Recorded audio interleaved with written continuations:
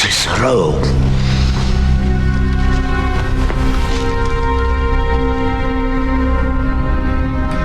On this eve of his most glorious triumph, I move that Gaius Julius Caesar be made imperator and granted absolute power over Rome for a period of 10 years.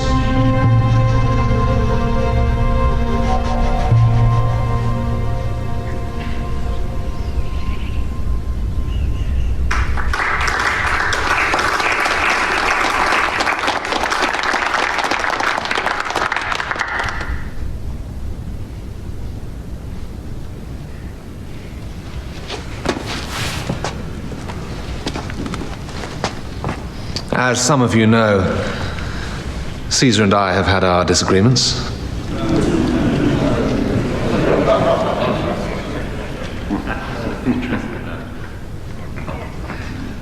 However that may be, he has shown himself to be as wise and merciful in victory as he was invincible in battle.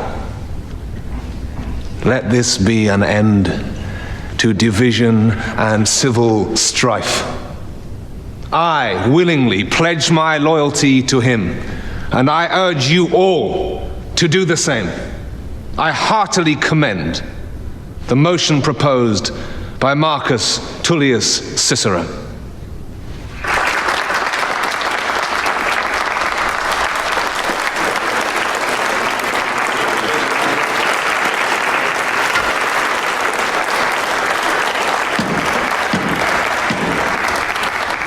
The motion is carried unanimously.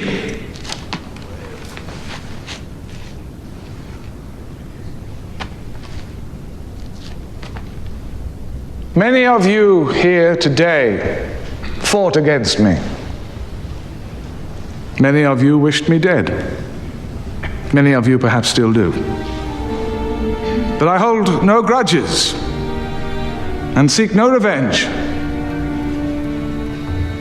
I demand only this, that you join with me in building a new Rome, a Rome that offers justice, peace, and land to all its citizens, not just the privileged few.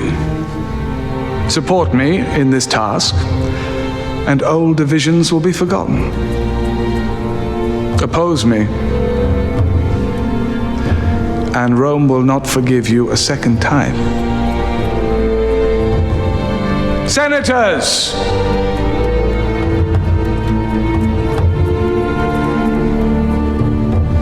the war is over.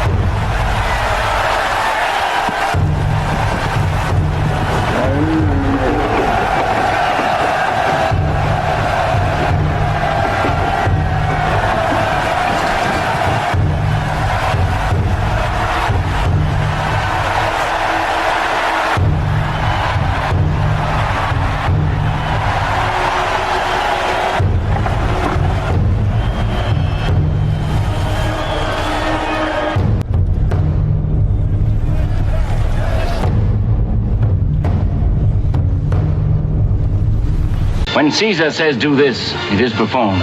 Set on. And leave no ceremony out. Hey? Who called? Let every noise be still.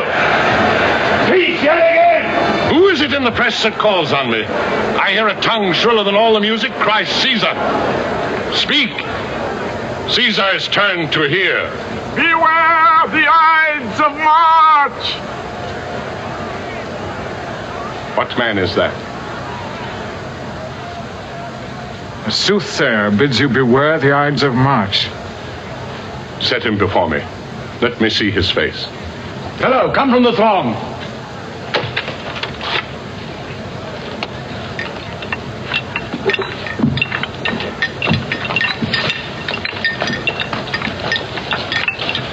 Look upon Caesar. What sayest thou to me now? Speak once again. Beware the Ides of March. He is a dreamer. Let us leave him. Pass! Pass!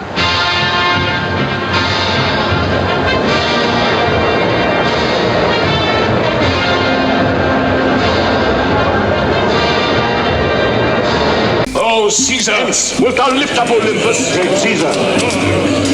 Doth not Brutus bootless kneel? Speak! Hands for me!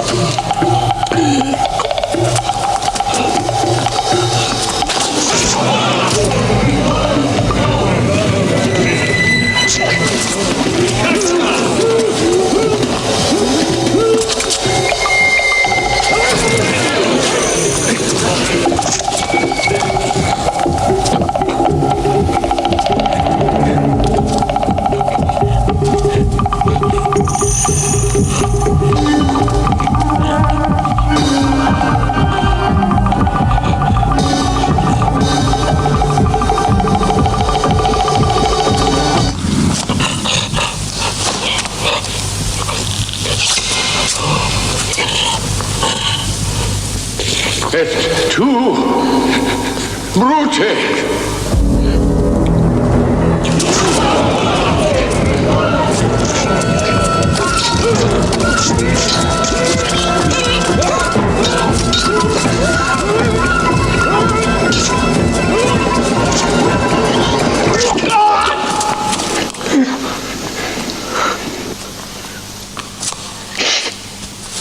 Then fall, Caesar.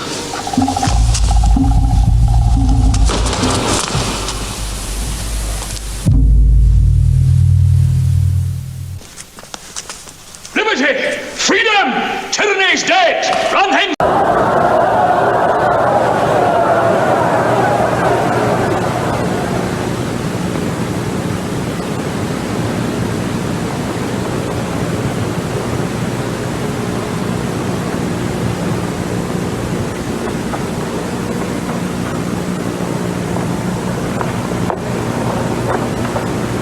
Oh, pardon me, thou bleeding piece of earth, that I am meek and gentle with these butchers. Thou art the ruins of the noblest man that ever lived in the tide of times. Woe to the hand that shed this costly blood. Over thy wounds now do I prophesy, which like dumb mouths do ope their ruby lips to beg the voice and utterance of my tongue. A curse shall light upon the limbs of men. Domestic fury and fierce civil strife shall cumber all the parts of Italy. Blood and destruction shall be so in use, and dreadful objects so familiar that mothers shall but smile when they behold their infants quartered with the hands of war.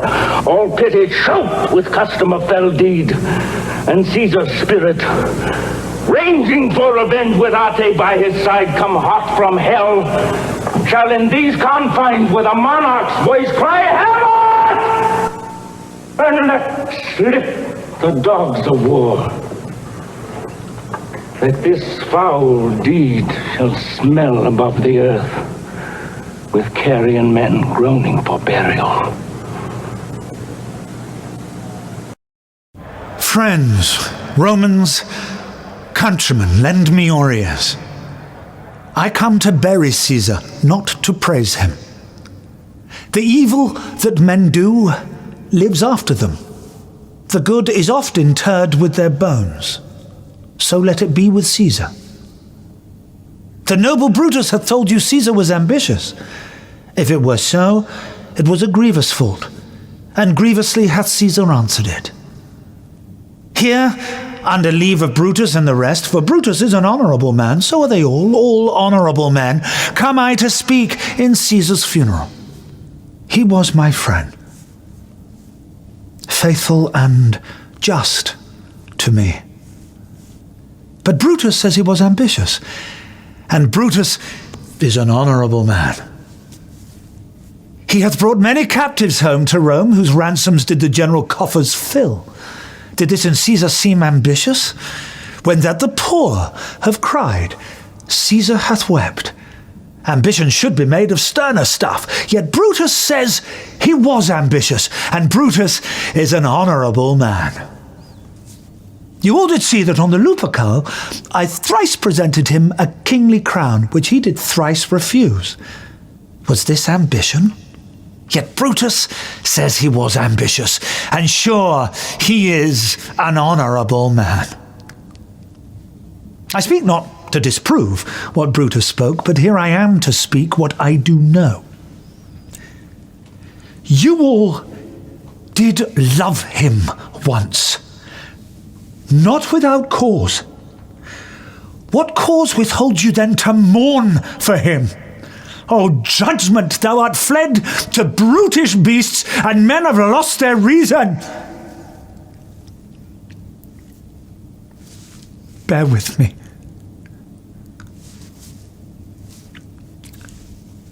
My heart is in the coffin, there with Caesar. Okay, our annual remembrance of the Ides of March. It is Friday, 15 March, year of our Lord 2024. Of course, very powerful from the 1953, I think it was 1953, Academy Award nominated, and I think Academy Award winning for cinematography and for art direction, Julius Caesar, and of course from the HBO's Rome, and then ending with Damian Lewis's amazing performance there. Damian Lewis, you remember from Billions and Band of Brothers, I think others. But it's contemporary today, and I want to bring in our own Darren Beattie over at Revolver. Darren, yesterday we did kind of part one of the Color Revolutions, and you mentioned the couple. The reason today this is so relevant, I mean, Robert Kagan, when you talk about Victoria Nuland being kind of the intellectual architect of the Color Revolution strategy of both the Obama administration and the Biden regime, her husband, on one aspect, is on the other side of the football because he's a neoliberal neocon, but actually he's a big believer in the deep state and the administrative state. He wrote a piece, and I believe it was in January of this year, and I think it was 3,000, 4,000 in the Washington Post, the Jeff Bezos Amazon Washington Post, that was kind of the Red Caesar, where he takes the exact events of the Ides of March, or 15 March in ancient Rome at the end of the Republic, and actually brings them up to today, where he makes the moral case. Kagan, who's one of the most powerful public intellectuals out there, makes the case that what Brutus and the assassins did was justifiable to try to save Rome. He makes the same case, really makes the moral case why you could have an assassination of President Donald J. Trump. Can you tell us who Victoria Nuland's wingman is and why he is so dangerous, sir? Well, again, it's interesting to look at all of these families. It's the bipartisanship is it's really not bipartisanship so much as it is transpartisanship. These permanent bureaucrats exist on a plane that transcends the partisan divisions that animate so much of retail politics. I think that's one of the central insights of the term deep state, which originated, I think, in Turkey to refer to a similar situation there. I think Pakistan is a great example through their intelligence agencies of a deep state. And in our case, if there's anything of a deep state, then certainly Nuland and her husband are great representatives, not just because of how entrenched they are, not just because Nuland herself served both Hillary Clinton and George W. Bush, and her husband is one of the preeminent architects of the Iraq War. And so in one sense, they're all over the place, but in another sense, it makes, it's reasonable that they're together because they're representing the same underlying interests. And I think we only really began to understand viscerally and directly just how coherent those interests were when Trump came up and challenged them. Because when there's no radical challenge, you can get caught up in the superficial differences that present themselves at the retail level, the superficial differences between, say, a George W. Bush and a Hillary Clinton. But when somebody like Trump comes along, it really helps to clarify the fact just how similar Hillary and George W. Bush are, and of course how similar Nuland and her husband are. They represent two different faces of the deep state and two different regime change methodologies. The color revolution, which is now the preferred model in the aftermath of the failure of the Iraq War. There's simply not enough political capital to have another Iraq war. And so the regime has relied even more heavily on the softer color revolution version that is really heavy on propaganda, really heavy on mass mobilization, really heavy on leveraging our NGO cutouts that are, carefully and strategically placed across the globe to basically marshal this type of response when we need it. So it's two sides of the same coin, effectively. As for Kagan, his own family is quite interesting. Again, this is a method of analysis that's largely foreign to public and accepted discourse about politics because, of course, the sophisticated people talk about ideas and ideologies and orientations, and those are important, but there's almost a sense in which the underlying, the substrate of who belongs to what family, what the actual networks are, what the sociology is just as important, if not more so, than the kind of window dressing often of an ideological perspective. In the case of Kagan, he's from a neoconservative family, quite a celebrated family, actually. His father was a great professor of classics at Yale, Donald Kagan, who was one of the authorities on the Peloponnesian War, actually. And so you see this trend among neocons as their parents were actually, in many ways, venerable figures, certainly intellectually serious. You see this in, one of the joke neocons who's truly disgraced and beclowned himself, Bill Kristol. Bill Kristol's father was actually an interesting figure and had a lot of interesting ideas. And, the first wave of neoconservatism that Irving Kristol represented was largely focused on domestic policy, sort of criminal reform in the direction that we would like. And so it's a complicated issue when you go far enough back in history. But it's no question that the sons of these men, of the sort of the great generation, men like Irving Kristol and Donald Kagan, the sons respectively, Robert Kagan, Bill Kristol, or in the case of Podhoretz, you see the same phenomenon. Norman Podhoretz, not that I'm a huge fan, but he's certainly superior to the offspring, John Podhoretz, who is a complete joke and a complete slob, and frankly should be embarrassed whenever he pokes his head out in public. So again, you get into this sociological analysis, this family analysis, it becomes very interesting. And Robert Kagan was not just a supporter of the Iraq War. He was an architect. He was one of the driving forces behind the PNAC organization, Project for a New American Century, which was the preeminent think tank pushing the Iraq War and basically the invasion and regime change in several countries, which Wesley Clark famously exposed in a video that I think it would be great if your people could get a clip of it, where Wesley Clark reveals, "Oh, I just was at the Pentagon and they said we have a plan to do regime change in 7 countries," something like that. This was Robert Kagan, Victoria Nuland's husband. And of course, these people all hate Donald Trump because Trump represents a threat to their power, and he exposes the extent to which they're all in bed with each other. And in the case of Nuland and Kagan, that's quite literal statement. So I think that's sort of a good place to start with Robert Kagan. How can they, I mean, is it shocking to you that the Washington Post could put up, and today on the Ides of March, you see that, because a lot of people make the argument Shakespeare's play should be called Brutus, right? Because the play is really about Brutus and the conspirators that assassinated Caesar.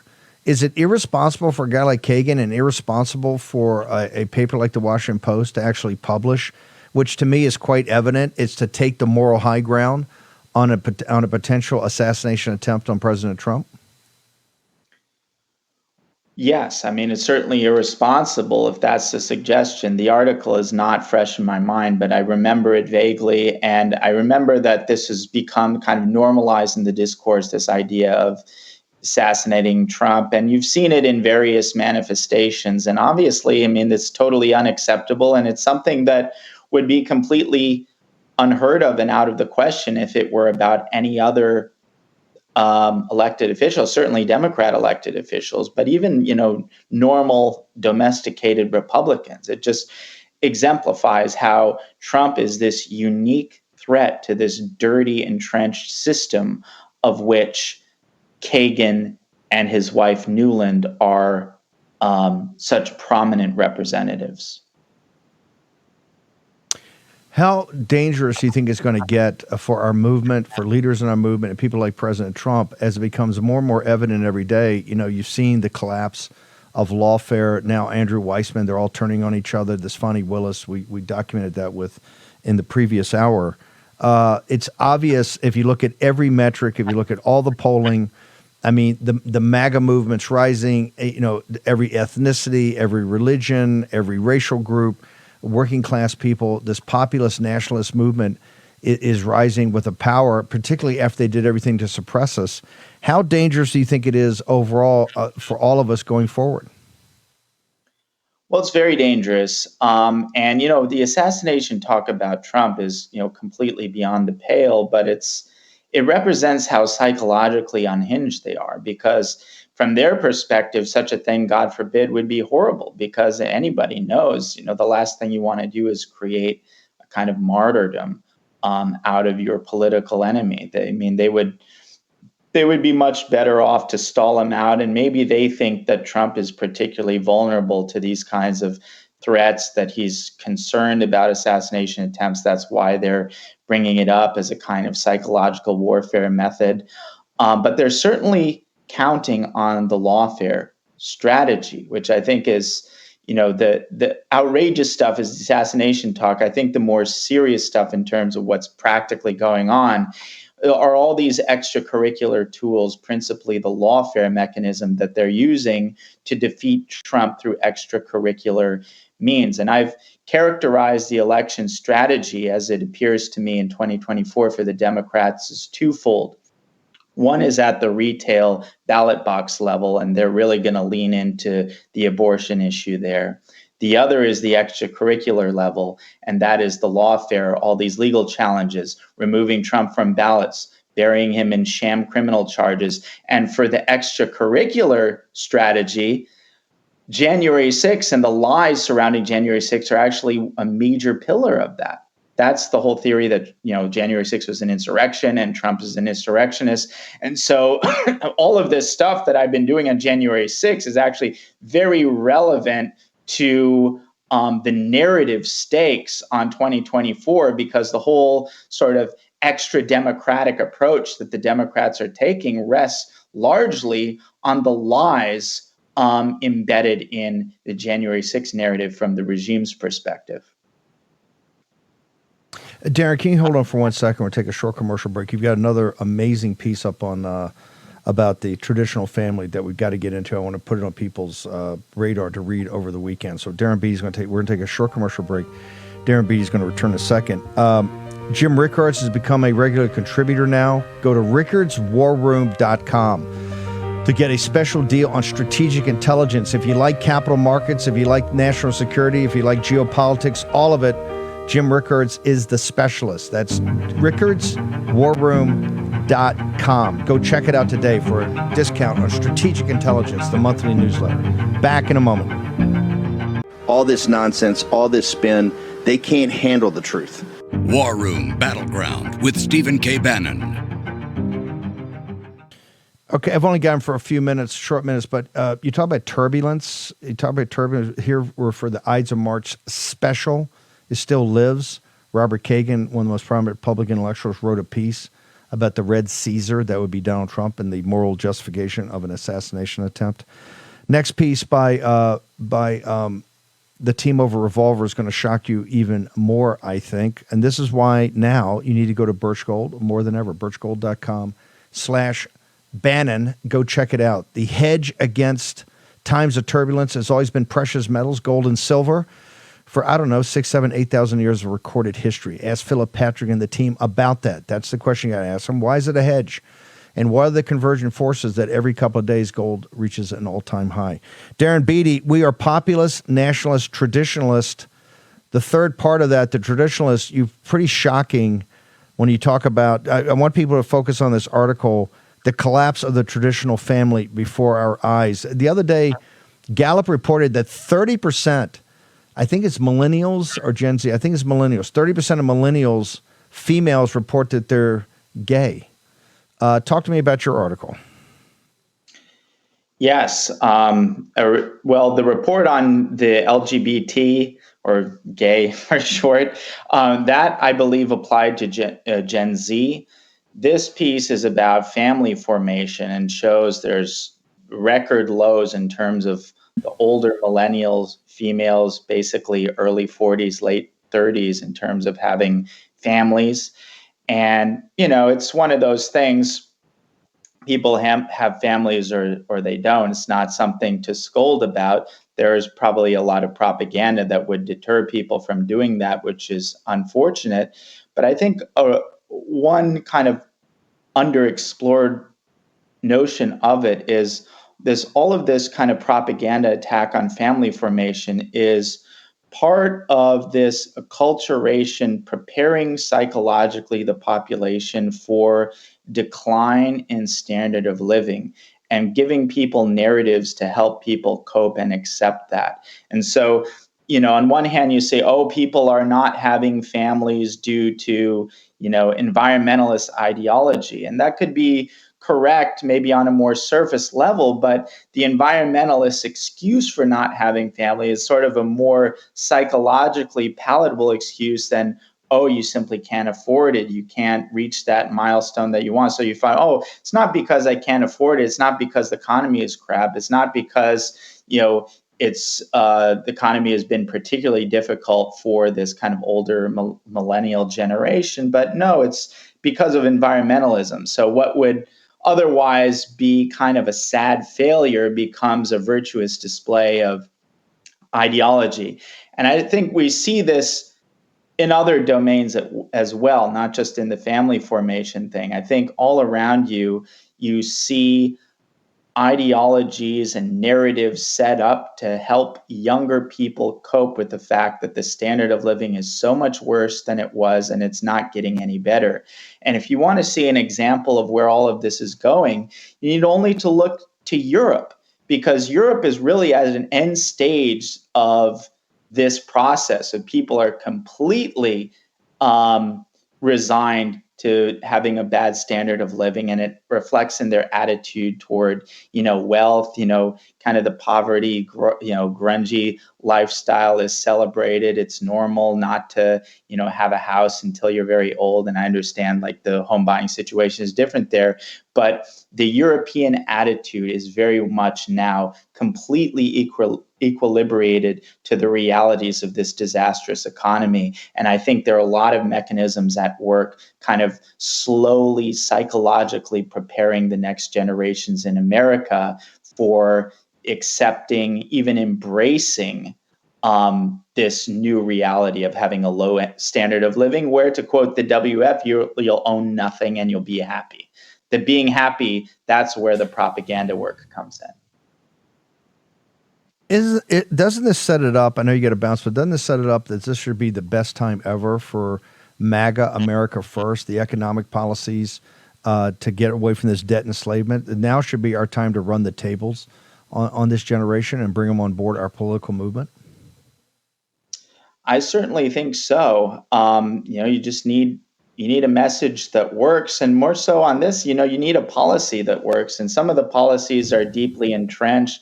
A lot of these economic problems are unfortunately very deeply entrenched, but there's even stuff more kind of at the surface that you can do that would vastly improve things. It's no, secret that the economy was far better under Trump than it was under Biden. And the reasons for that are, quite simple and don't even, in many cases, require going to a kind of even a specifically populist approach. Trump's economic approach in many respects was sort of, conventional free market stuff. And, there are a lot of problems with that, but it's better than the stuff that Biden and the Democrats want to do. So there are some easy fixes that can be done, but unfortunately, I think, as you know, there are also deeper structural issues that I think will be far more difficult to correct and would require sustained, competent, really excellent leadership over the course of several decades. Darren, where do people go? You're one of the leading intellects in back of the Trump and the MAGA movement. Where do people go to get to this amazing site we call Revolver? Revolver.news, get the latest on the economy, get the latest on geopolitics and society. And, every now and then we like people to have a laugh. We're not Babylon Bee, but we did publish a piece in that vein. And the title is self-explanatory. It's Gaza supporters vow to fly only Boeing until they die or Palestine is free. So go ahead and check that out if you want to laugh, some comedic relief. If you want the serious stuff, we've got that too, all at revolver.news. Social media, where do people go to find you? On Twitter, we're at Darren J. Beattie, and we are the hottest of white hot on Getter at Revolver News. Darren, thank you so much. Thank you for everything you guys do over Revolver. Appreciate it. Thank you, Steve. This is why at Birch Gold, go check it out right now. And, one of the things we like about our sponsors, they make the information available to the audience, but they also make their people available. Birchgold.com/Bannon. Talk to Philip Patrick and the team. Have them walk you through the converging forces that are leading gold to every couple of days at an all-time high. Take it from them. They're the experts. I think we do a pretty good job on macro, like we did in the first hour, but they're the experts, particularly when you start making personal financial decisions. That's birchgold.com/Bannon. You get Philip Patrick and the team. Get tons of free information there. The End of the Dollar Empire, all of it, but go check it out. Dave Walsh, I had to get you on because following this story about late family formations or maybe no family formations, this amazing piece in the New York Times, it's almost like it's schizophrenic. You got. I just want you to explain to the audience again, because it is a cult. And it's a dangerous cult, this cult of climate change, this cult of we have limited energy, because that's the economics underneath it, that this generation, the generations under 30, under 40 aren't going to have the economic opportunities because it's a self-imposed, we're the most advanced industrial nation in the history of the earth. We're actually the most advanced, even post-industrial nation in the history of the earth. All of that's predicated upon a reasonable, smart, and aggressive energy policy. We have the exact opposite, and you see that nothing can get turned around until that's changed. And you can't change that until you change the mindset of the leaders of the elites in our nation that are they've left Christianity, they've left normal, the great religions, and they're part of a medieval theology cult that is the cult of climate change, sir.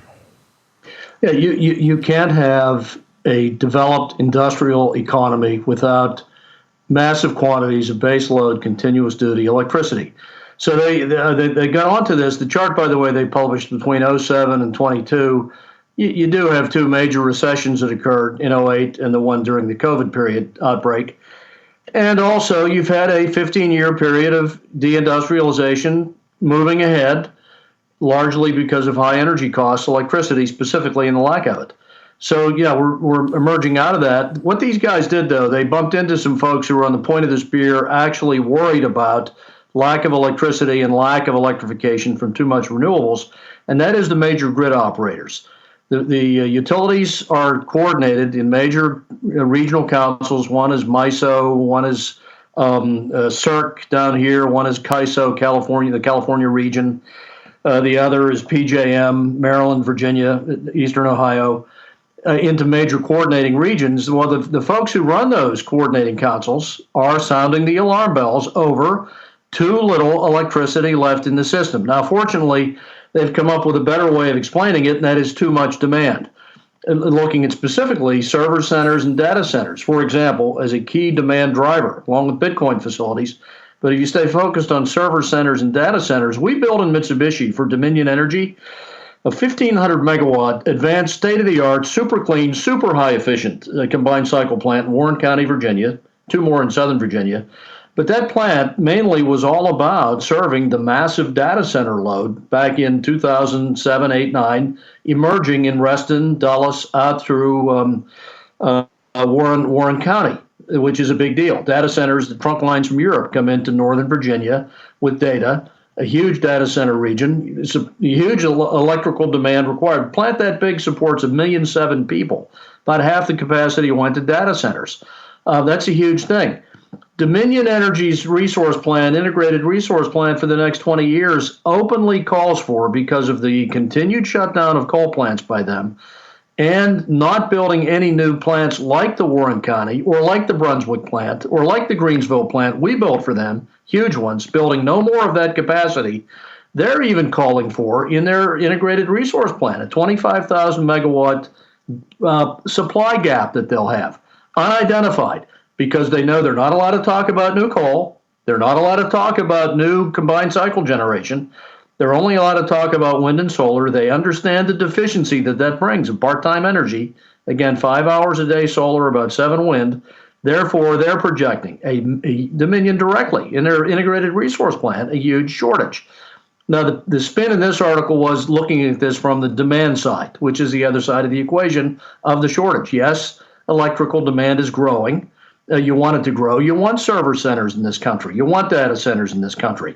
If you force them offshore because of the lack of electrification, because of part-time renewables that are really tinker toys with respect to the amount of electrification needed, not to mention EV batteries, you'll have a more rapid out-migration of key industry in the country. I want to go to, this is what makes no sense. You've got the cult that wants to destroy fossil fuels and the development of fossil fuels or any nuclear or any real energy source, yet they're also the biggest pushers of this post-industrial economy, which is based upon artificial intelligence. Yeah. You got digital currency. We talk all the time at Birch Gold. I'm putting out my 5th part of the installment at Birch Gold is on a central bank digital currency. So here's what makes it schizophrenic. On one hand, they are actively going through programs that guarantees you will not have the baseload continuous operations you need to run this type of advanced industrial economy and post-industrial economy. Because the post-industrial, note to self, actually takes more electrical power. And they're pushing AI, they're pushing quantum computing, they're pushing everything that drives you to the singularity that requires more energy, and they're pushing digital currency. yet at the same time, they're taking every action to make sure you can't have it. That's schizophrenic. Am I wrong in that assessment that they are somehow weirdly destroying the same thing they're trying to push because you're not going to have the power to do it? Steve, you're totally correct. And the only thing you left out of that list was the 10 more million people that have shown up, which would necessitate, if they're going to have the lifestyle we've had before they came, another 10,000 megawatt power plants to support electrification for 10 million people. But no, if we stay focused on server centers and data centers that AI is all about, and even what we're doing here right now is driven through a data center somewhere. The electrification for those is constant all day long, 24 hours a day. They run 24 hours a day. Get this, just like hospitals. Get this, just like large refrigerated food distribution centers run all day long. As you're growing server centers and data centers and electronic currency management facilities, you need all day long continuous base load electricity. Wind and solar don't provide that. They provide a few hours a day. Battery storage picks up another 2 hours a day. You need 24-hour-a-day electricity of the type that clean coal, combined cycle, which we should have called recycling the exhaust for 50% more energy, very efficient, and nuclear power provide, but in large quantities. We all knew in the industry 40 years ago, 30 years ago, when wind and solar came out, they were marginal bit players you can harvest a little bit of energy now and then. Nothing has changed with that technology. The sun only shines enough a day for about 5 hours on average, up north, 4.5 hours, to Northern Virginia and further north, to provide, intermittent, part-time electricity. That was known before. It was in the narrative before in the industry, but now we've switched the narrative around to somehow think that this has all changed and this stuff can be the basis of electrification. It can't be. It can't be. It's inadequate. England and Germany are poster children for the deindustrialization that's resulted from this. Now, I want to push out, and we'll figure out how to get it past the paywall. The New York Times, correct me on this piece that's just out. They essentially admit this and give us a chart that shows you what the problem is, correct? Totally. No, and the spin is, we get this surge in demand. Well, the surge in demand in that chart corrects for two recessions that were significant. One was brief, fortunately, the more recent one. But also the fact of the matter that we have had a prolonged period of deindustrialization, steel plants, chemical plants, paper mills, the cement plants, the type of industry, refinery specifically, that needs a lot of electrification. We have begun a period of decline, beginning in that time period in this country, which has also affected electrical demand. Now what's displacing that? Server centers, data centers, and here we find ourselves woefully short. These grid operators that they interviewed are all on the point of the spear, beating the drum of exactly what I've been saying on the show, that we don't have enough electricity in the system anymore because we've torn down in those key markets. 100,000 megawatts of coal has been taken offline and now being torn down. That's all base load energy. That's 12% of the U.S. electrical supply before this happened. And it's been displaced with some gas, but with a bunch of stuff in about to the extent of about 40% with very, very part-time technology. The grid operators have been talking about this for some time. Now they've fashioned a spear with talking about it in terms of demand. Demand is outstripping what they have to supply in active 24-hour-day power plants. And it's because what we're displacing base load stuff with is stuff that works very, very part-time and intermittently. Dave, I want to bring you back for another time. I mean, President Trump was full spectrum energy dominance. And if you get the new Peter Navarro book, The New MAGA Deal, by going to newmagadeal.com, you see all the policies that made us so successful in the first term and will drive America to complete full spectrum energy dominance in the second.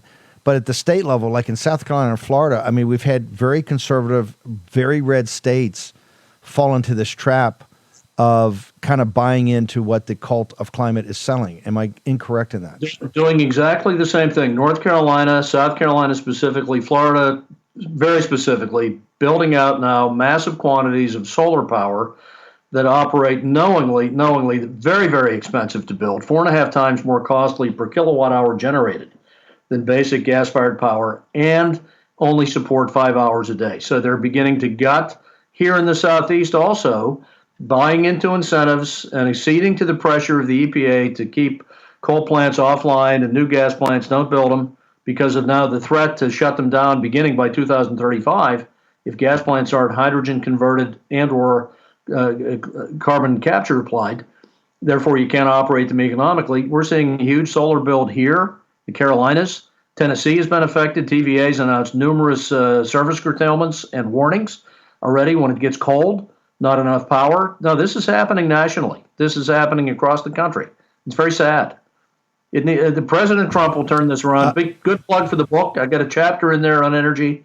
Very proud to be, and we're pushing for the Great Peter book to be very successful. No, New Mega Deal. Dave Walsh is one of the major contributors to it. Go to newmegadeal.com, Winning Team Publishing. Get your copy today. Dave Walsh, social media, where do people get you? You find me at Getter, Dave Walsh Energy, and Truth Social, same handle. Thank you, Steve. Thanks, brother. Amazing. New York Times piece I'm going to have up on Getter so you can see it. One of the concerns is state actors and non-state actors, and even, wait for it, your own government, the FBI, CIA, DNI, all of it, being to get your data, to get you your information, to get your phone calls, all of it. Silent, one of our sponsors, has got a solution for that. They've got these great Faraday bags for your computer, your iPad, your phones, all of it. Silent is the company. SLNT.com, promo code Bannon. Go there today, get your discounts. Check out all the equipment they've got, all the Faraday bags. If you want to make sure you're protected, stay silent. The way you stay silent, go to SLNT.com, promo code Bannon. Okay, the great Lou Dobbs is next. We're back tomorrow for my favorite show, the Saturday show. By the way, I love all the shows. Just love Saturday most of all. Make sure you go check it out. Also, Warpath Coffee. Get jacked up tomorrow morning. Warpath.coffee/worm. Get your discount. The Navy SEALs made it. Roasted here in the United States. My favorite. Lou Dobbs next. We're back in the Worm tomorrow morning at 10.